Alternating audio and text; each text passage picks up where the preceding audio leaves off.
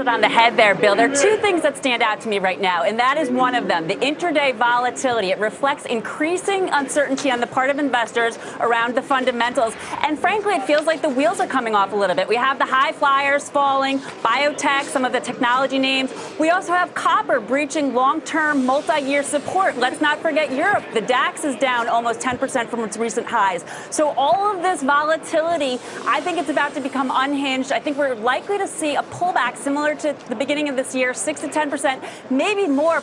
I think that it's very shaky, very unstable, and it reminds me a lot of 2011, where we had this sideways trend where we have some good news, it pops the market up a little bit and then down. That kind of sideways trend typically resolves to the downside. So I really believe that investors, retail investors in particular, need to be very careful here. It would be a real... Yeah, I think what you're seeing in today's market, though, is really there's still quite a bit of uncertainty around the situation in Russia and the Ukraine, and what are they really doing with the buildup of the forces. So you still get a little bit of a flight to quality that's going to benefit treasuries here, I think, for a little while until some of that geopolitical uncertainty maybe starts to leave the market. I think if you look at where people were concerned, certainly as it related to the broader macro, the political and the Russian risks. And I think that's a case where we've talked about this. The market might not be prepared for risks. People have said to this point, I don't care about geopolitical risks. I care about macro and I care about economic data misses. The data actually was pretty strong today in the States, and that was part of getting to this level.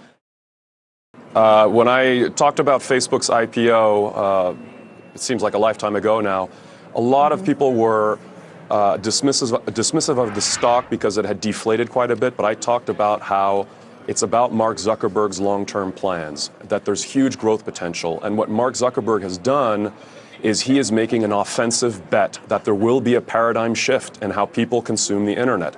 He's made some brilliant defensive moves by buying Instagram, by buying WhatsApp, but those were simple extensions and defensive moves to his existing business model.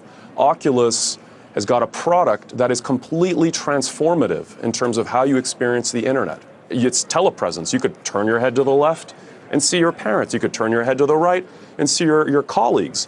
That is something that we don't quite understand yet, but if Facebook wants to protect itself and be prepared for the future, it was a brilliant move.